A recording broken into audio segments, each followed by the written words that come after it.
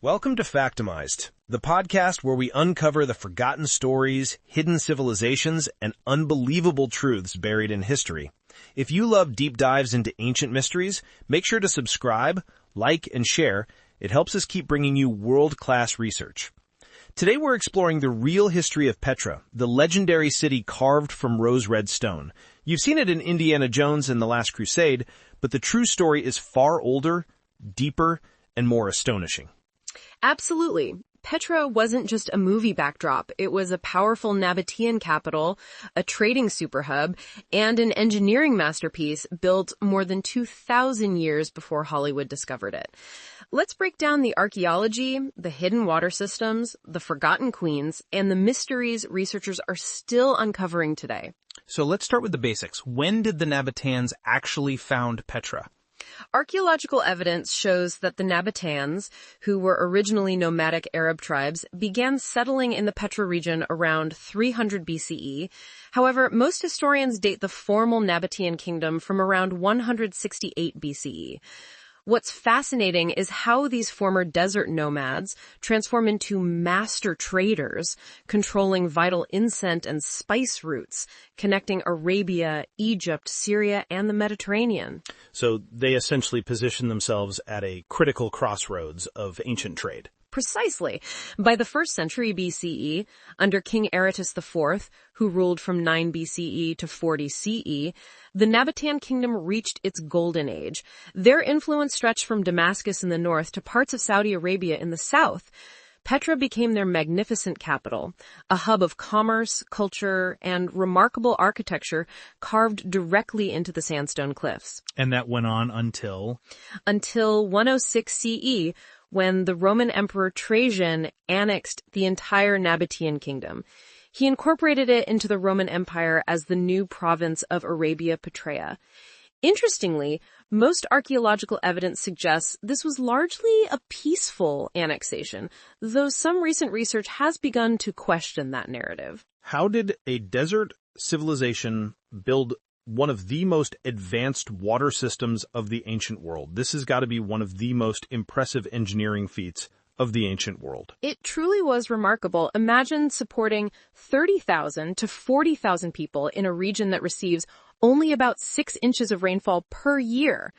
The Nabataeans developed an intricate system that collected, channeled, and stored every possible drop of water. So how exactly did their water management system work? They built an ingenious network of dams, cisterns, reservoirs, and water channels throughout the city.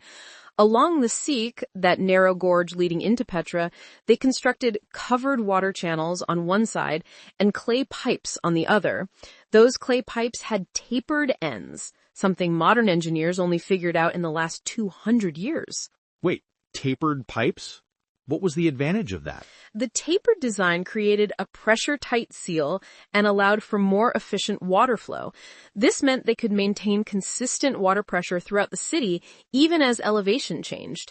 Recent hydraulic simulations by engineers have shown the Nabataeans had sophisticated knowledge of fluid dynamics that wouldn't be rediscovered by Western science until the 18th century. That's incredible. How did they protect Petra from flash floods?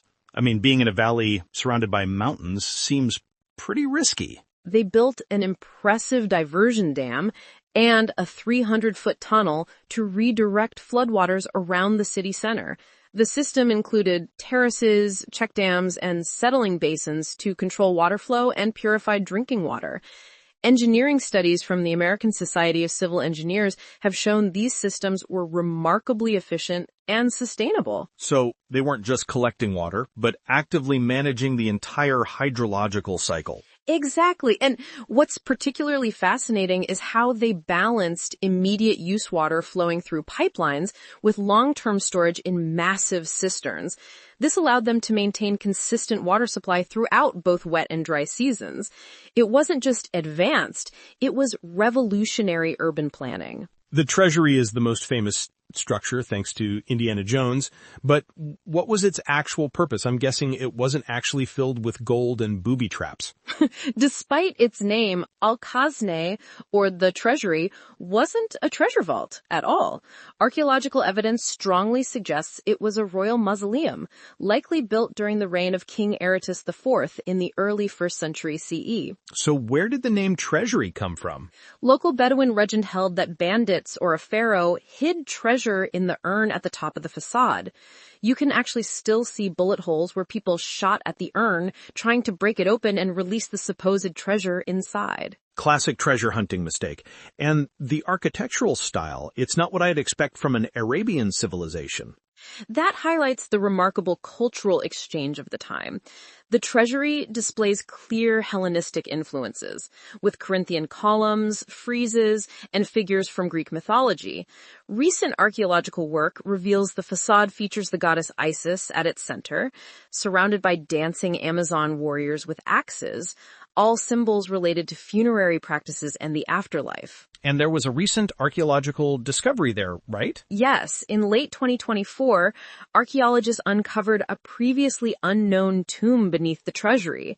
They found 12 complete human skeletons and various artifacts, offering new insights into Nabataean burial practices and confirming the structure's purpose as a significant royal tomb rather than a temple or treasury. That's what I love about archaeology. There's always something new to being discovered, even at well-studied sites.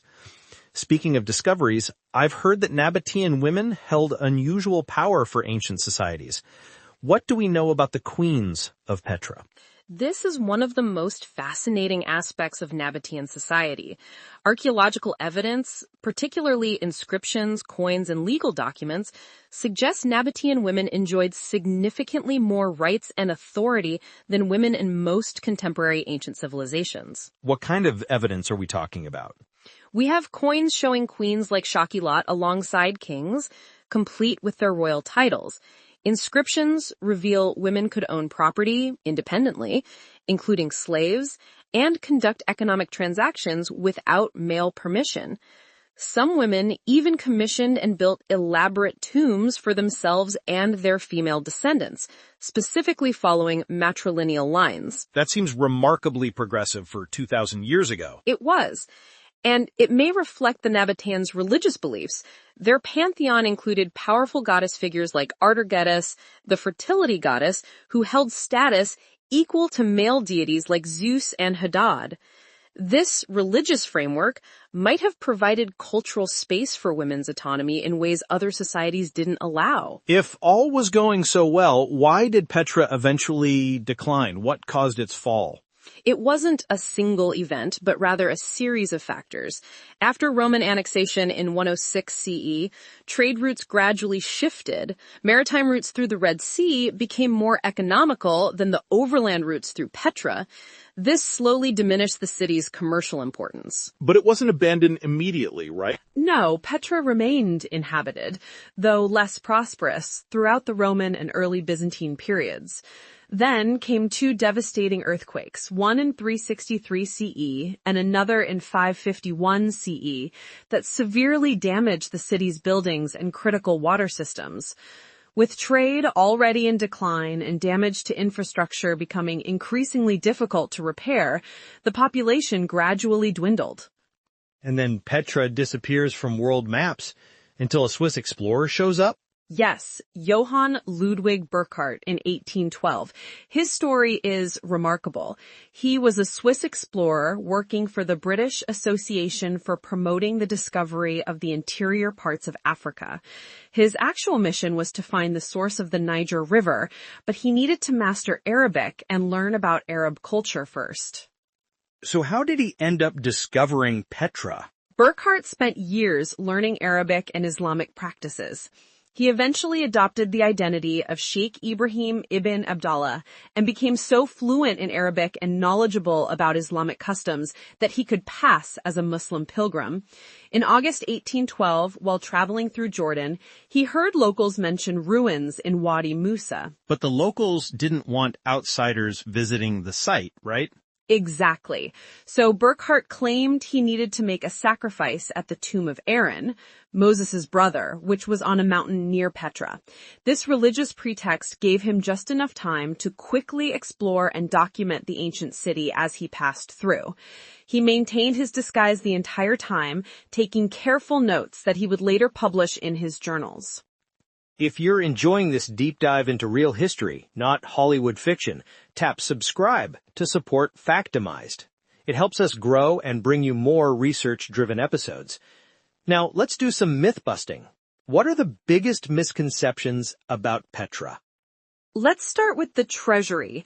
Myth: it held actual treasure. Reality: it was a royal tomb with religious significance. Myth: Petra was always a desert ghost city. Reality: it was once a vibrant commercial hub supporting up to 40,000 people. Myth: the Nabataeans were primitive desert dwellers. Reality: they were sophisticated engineers whose water systems rivaled or even surpassed Roman engineering in many ways. Another misconception is that Petra was suddenly abandoned. In reality, it underwent a gradual decline over centuries. Right, and perhaps the biggest myth is that we've discovered everything there is to know about Petra. The truth is, archaeologists continue making remarkable finds, like the tomb beneath the Treasury just last year. Advanced technologies like ground-penetrating radar are revealing previously hidden structures throughout the site. What are researchers focusing on today? Current archaeological work is examining domestic spaces to understand daily life, analyzing residues from pottery to identify ancient Nabataean diets, and using digital modeling to reconstruct how the city's water systems functioned. Teams from the American Center of Research, Brown University, and Jordanian universities are continuing excavations across the site. So what should we take away from Petra's real history? I think Petra teaches us about human ingenuity in the face of environmental challenges. The Nabataeans didn't just survive in a harsh desert, they thrived by developing sustainable systems that worked with their environment rather than against it. And there's the cultural aspect, how the Nabataeans created a unique civilization at the crossroads of major powers, adopting influences from many cultures while maintaining their distinctive identity. Absolutely. Their water engineering alone demonstrates how advanced ancient knowledge could be, often in ways we're only recently rediscovering. And their apparently progressive attitudes towards women's roles challenges our assumptions about ancient societies. Thank you for joining this episode of Factimized. If you love uncovering the forgotten chapters of history, make sure to subscribe and share this podcast with a friend. Until next time, keep exploring the unknown.